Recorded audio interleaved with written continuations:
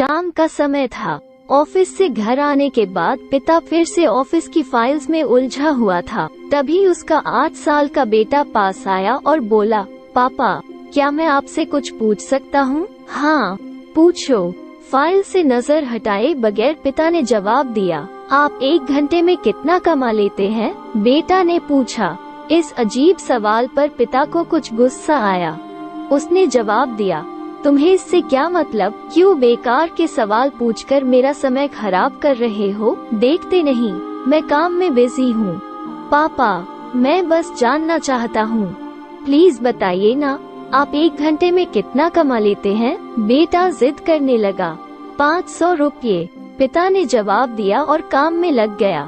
ओह, बेटा सिर झुकाकर कुछ सोचने लगा, फिर सिर उठाकर बोला, पापा आप मुझे 300 रुपये उधार दे सकते हैं? ये सुनना था कि पिता का गुस्सा बढ़ गया। वो बेटे को झिड़कते हुए बोला, अच्छा तो तुम इसलिए मुझसे मेरी सैलरी पूछ रहे थे? तुम्हें खिलौना या कोई फालतू सी चीज खरीदनी है? अब एक शब्द कहे बगैर सीधे अपने कमरे में जाओ और सो जाओ। मैं इतनी मेहनत से पैसे इसलिए नहीं कमाता कि तुम्हारी हर फालतू मांग पूरी कर सकूं। बेटे का चेहरा उतर गया। भारी कदमों से वो वहाँ से चला गया। पिता कुछ देर तक तो बेटे की बात पर नाराज रहा, फिर काम में लग गया। काम खत्म होने तक उसकी नाराजगी भी खत्म हो चुकी थी।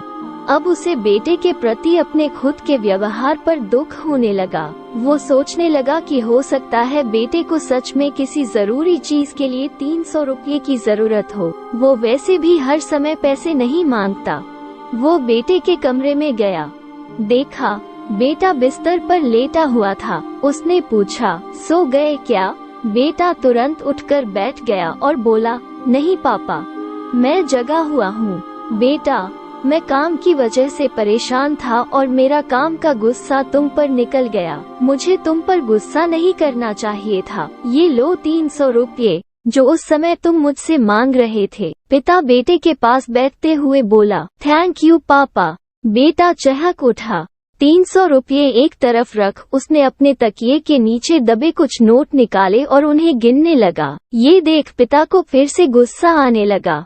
वो गुस्से में बोला, जब तुम्हारे पास पहले से ही पैसे थे तो तुम और पैसे क्यों मांग रहे थे? क्योंकि मेरे पास पूरे पैसे नहीं थे पापा, अब हैं। बेटे ने मासूमियत से जवाब दिया, पापा ये लीजिए 500 रुपये। क्या इससे मैं आपका 1 घंटा खरीद सकता हूँ? प्लीज कल आप घर जल्दी आ जाना, मैं आपके साथ डिनर करना चाहता हूँ।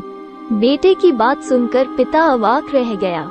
इस कहानी से हमें क्या सीख मिलती है? इस कहानी से हमें ये सीख मिलती है कि हम पैसे कमाने की जद्दोजहद में इतने ज्यादा व्यस्त हो जाते हैं कि हमारा परिवार पीछे छूट जाता है। हमारे पास अपने परिवार और प्रियजनों के साथ बिताने के लिए समय ही नहीं होता। समय धीरे धीरे हमारे हाथ से फिसलता चला जा रहा है और बीता समय कभी वापस नहीं आएगा। ऑफिस में हमारा रिप्लेसमेंट बड़ी ही आसानी से ढूंढ लिया जाएगा, लेकिन परिवार का कोई रिप्लेसमेंट नहीं है।